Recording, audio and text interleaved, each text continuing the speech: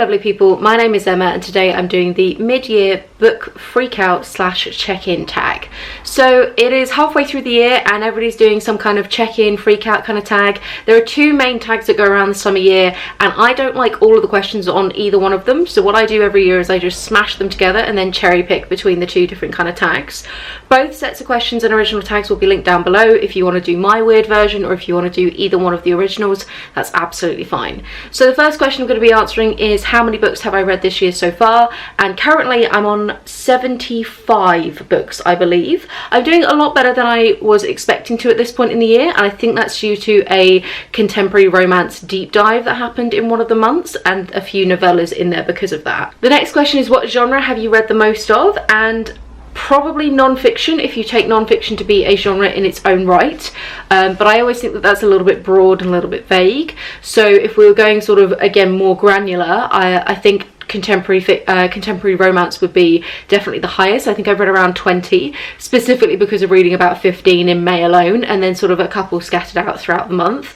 I do think something like contemporary romance is going to be much higher than the rest of them just because the speed that I can read them at compared to a lot of other books, but I'm really happy with the number of non-fiction that I've been reading so far this year and kind of continuing to do that. And I think I'm sitting around the kind of 30% non-fiction that I wanted to be on, so I'm quite content with that as kind of a number. The next question is a favourite book of the year so far, and for me that is Kursk by, I think it's Robert Moore. I'm sorry, I haven't been bothered to go and find the books in my house because I'm a little short on time today, so I'm trying to like speed these things out and yeah, have not really been prepared, but cover here. This is a non-fiction specifically about the submarine, the Kursk, that went missing. It was a Russian submarine. It went missing on an exercise and basically it ended up crashing into the ocean floor, and then the rescue attempts both from Russia but also some of the other countries who were then invited to get involved, I believe it was the UK and Norway, and sort of the politics around that and also the rescue mission itself and how submarines work.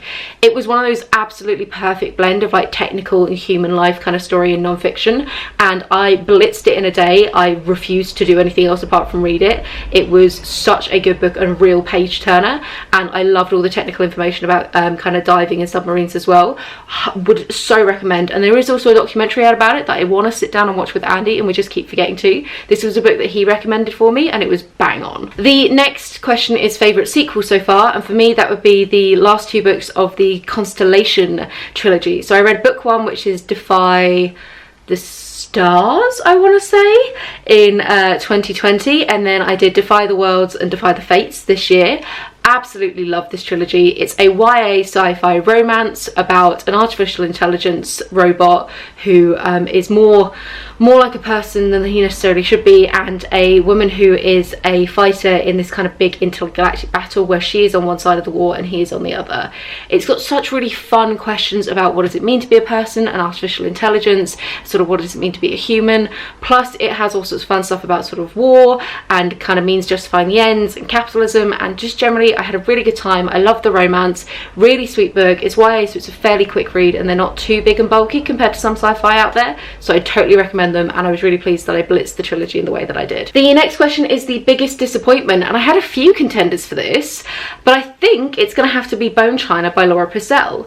Laura Purcell is a historical fiction author, of which I've read 3 of her books, Bone China being the latest one, and I really enjoyed her other 2 books, which was The Corset and The Silent Companions, but basically Bone China was just a fairly mediocre rehash of stuff that she's done before. She tends to do things set in loosely Victorian era. There's normally a woman who is accused of a crime of some sort, and then it's about her telling her story and there being some kind of magical, sort of potentially mythical element overlaid over the top. There's something not quite human going on.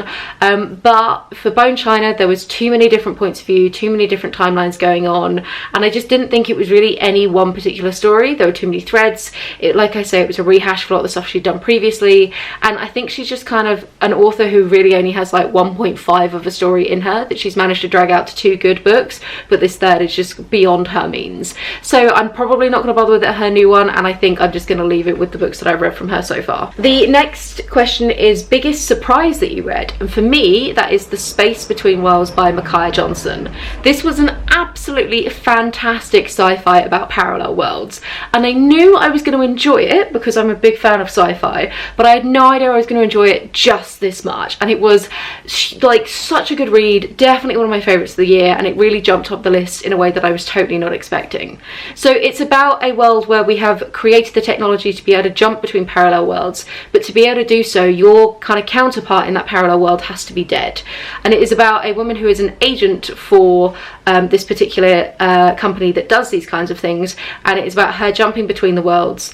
There's conversations about race within it, because they tend to use black workers to do the jumps because they are more likely in this particular society to be dead in the opposite worlds.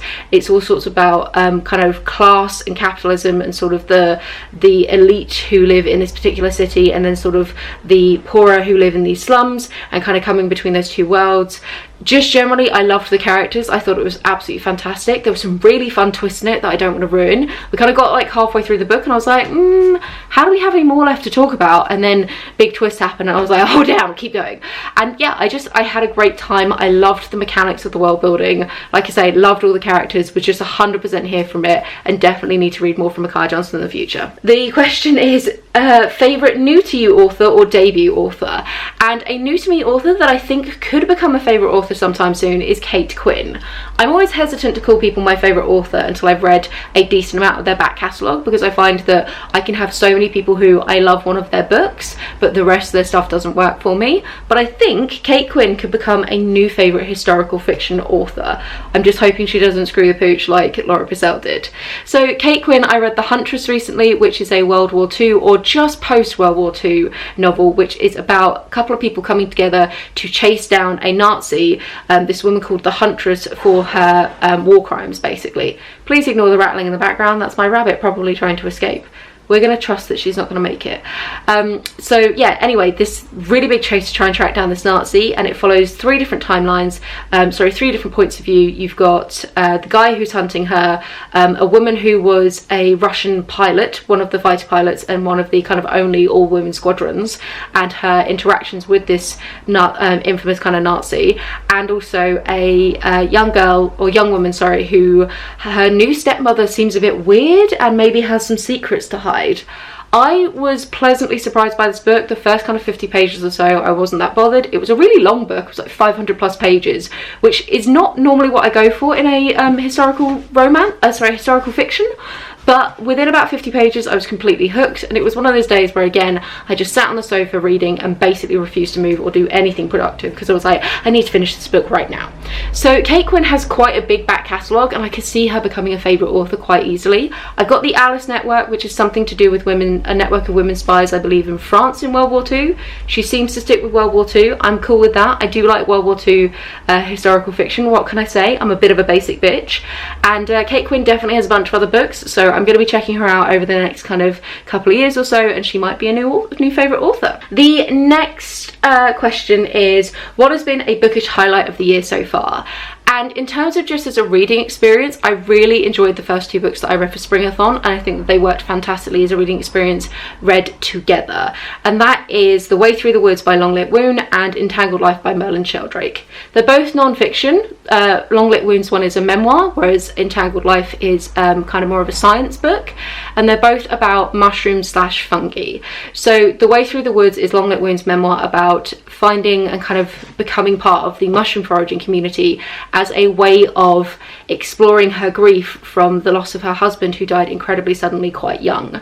And it is about both mushrooms and the mushroom foraging community and various things about it, but also her kind of re-entering the world and being able to deal with all of her emotions. So that, alongside Entangled Life, which is a science book about fungi and mycelium, of which mushrooms are kind of like the fruit of them, and how they function within our world, was absolutely perfect, because you had the real kind of hard science and then sort of the more human specific detail nature. You had more focus on mushrooms and this real like macro look at it, and the two combined together were just an incredible reading experience. I think it helped as well. I had one on audiobook and one in physical form, so I kind of was really reading the two of them simultaneously, in terms of when I wasn't in a position where I could physically be sat down reading, I was listening to the other one, and I could kind of blitz both of them quite intensely. I think I finished both of them collectively within only about 4 days, and it was just such a phenomenal reading experience, but then threw me into such a book hangover straight afterwards that I almost kind of slightly regret it in some ways, but it was just fantastic a reading all round. And then the final question is the most beautiful book. and I was a little bit torn, but I do have the physical book of this one. I have been bothered to get this one, but I think it's going to have to be The Frenchman's Creek even, by Daphne du Maurier. I've not read this yet. It's on July's TBR, but I've been really enjoying the Virago Modern Classics, of which this is the edition, and I've been enjoying Daphne du Maurier. I read The King's General earlier this year and really enjoyed it, so I am excited to read this one, and I really want to grab a couple more of these books and start building up my collection of this particular edition, I think. So that is it from me, a weird mishmash, freak out check-in, mid-year general ramble about how my reading is going so far. I've been really pleasantly surprised by how well my reading is going this year, but I do think later on in the year it's going to take a bit of a nosedive just because I have my wedding, and I'm also starting a nursing apprenticeship in the exact same month, assuming that I get accepted onto the course. So methinks from September onwards things are going to be a little bit chaotic. So I've got about 2 more months to blitz as many books as I possibly can before all of my free time is sucked up with other stuff. So wish me luck, and let me know in the comments down below, how has your reading been going? What was the favourite book you've read so far this year? What was a surprise read for you this year? Everything and anything else you want to talk about in the comments down below. Have a wonderful reading week, and I'll chat to you soon. Bye!